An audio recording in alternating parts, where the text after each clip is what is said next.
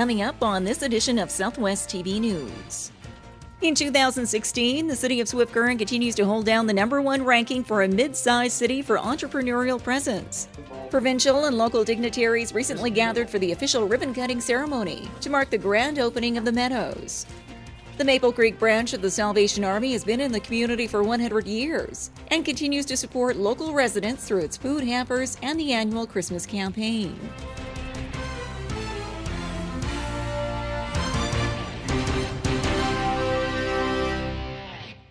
Thanks for joining us here today. According to a recent study, the city of Swift Current continues to be a drawing card for entrepreneurs.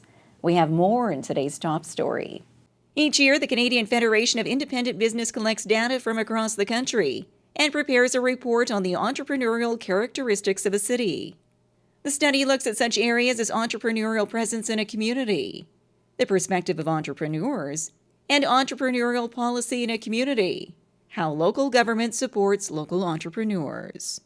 In 2016, the city of Swift Current continues to hold down the #1 ranking for a mid-sized city for entrepreneurial presence, the same as in 2015.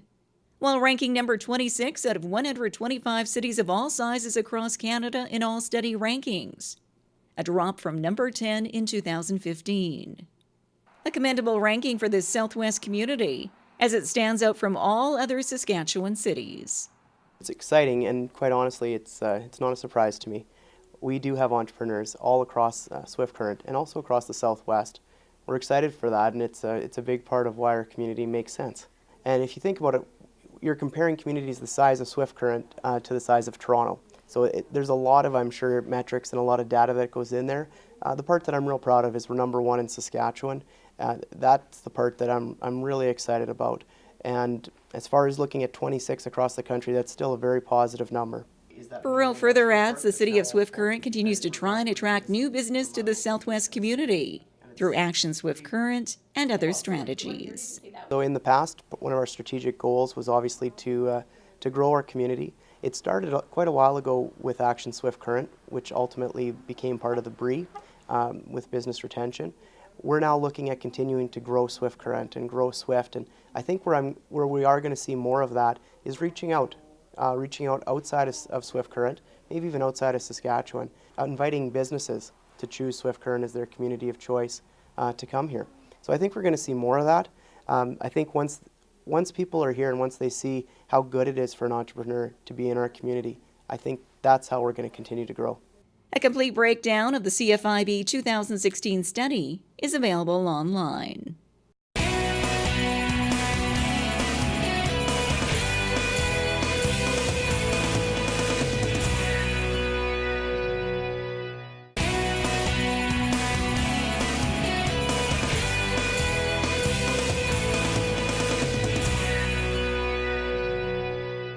Local and provincial dignitaries were on hand in Swift Current for the ribbon-cutting ceremony of the Meadows long-term care facility.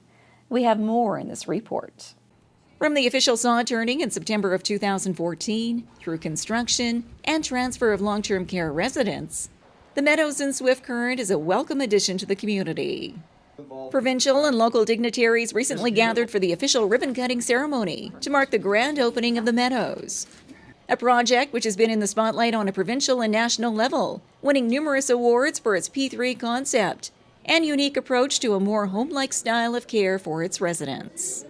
It's just a beautiful facility. It's the second time I've had the opportunity to visit when the facility was virtually completed and now with the official.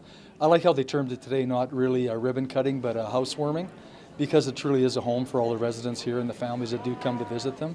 And walking around the facility, you realize quite quickly it's designed in that way that it is a home and very welcoming and very responsive, and it really does create a home environment for the residents. The new 225-bed facility replaces 3 former long-term care sites in Swift Current and has been a smooth transition for both the residents and the staff. You know, anytime you move into a new building, it usually takes about a year to work out all the little things that you need to work out in a new building, but as you can see from the messages that are around on the boards here, just people are really appreciating what we've been able to do with the type of design, the small homes, cooking food right in each house so that people can smell the food cooking. It stimulates their appetites. People are saying that they're sleeping so much better because there aren't long hallways and carts going up and down, and it's quiet and people can get up when they want to, and they don't have to be in the dining room because breakfast is being served at 8 o'clock. They can have toast and porridge at 10 o'clock in the morning if that's when they get up. And as far as future use of the former Palliser, Prairie Pioneers Lodge, and the Swift Current Care Center, Vashon had this update. We sold the lodge back for a nominal amount to the Prairie Pioneers Independent Housing, and their intention is that they will at some point demolish that building and build further independent housing units. So we're really pleased that that gives them the opportunity to expand the great work that they do in our community because it's such a needed service. We have the Swift Current Care Center for sale now.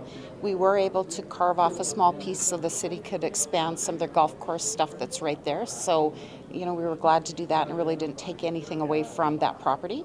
And then the Palliser is an SPMC building, so we were able to just hand over the keys, which was very nice. The Meadows was constructed at a cost of $108.5 million, with the Cypress Health Region in partnership with Plenary Group for maintenance of the building for a 30-year term.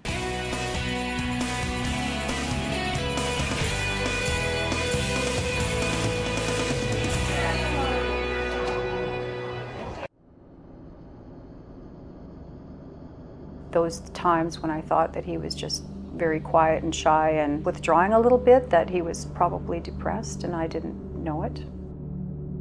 And you think that this is a short-term thing. In a week or two, he's going to be back to normal, but that's not the case.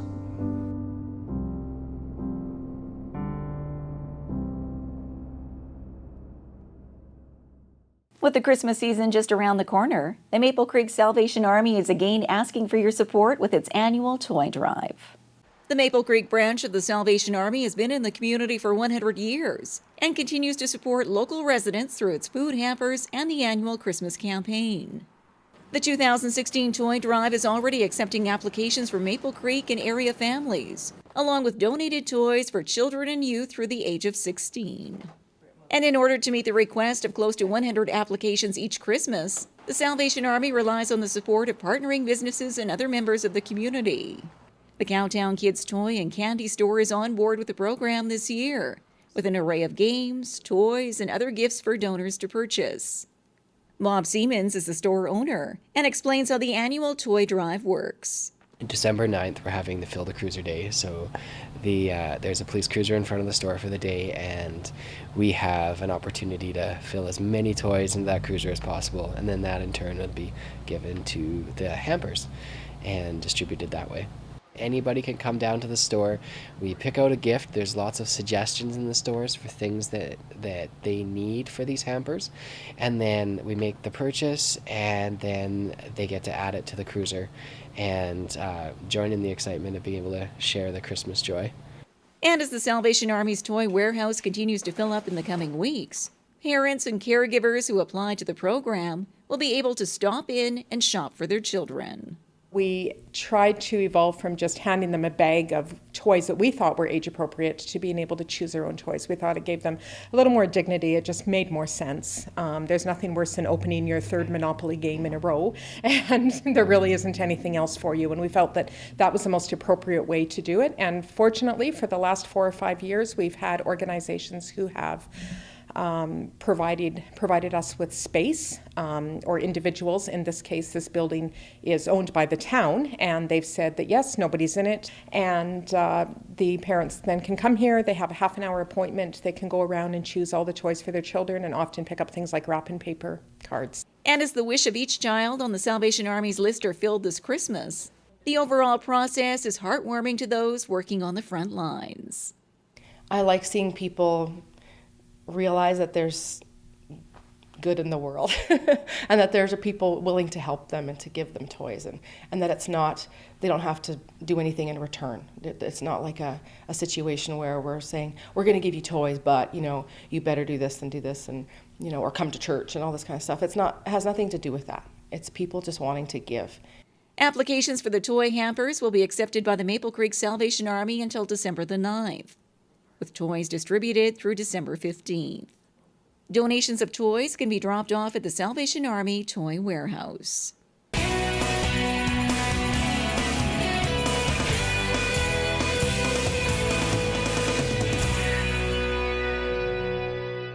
Well, this brings to a close another episode of Southwest TV News, reporting the stories that matter to you. We always welcome your news tips. You can always reach us here by phone at our studio or by email to contact us at southwesttvnews.com. Also, be sure to join us daily online for the latest news from across Southwest Saskatchewan and so much more at southwesttvnews.com. And be sure to follow us on a range of social media. Thanks for joining us here today. I'm Carol Andrews.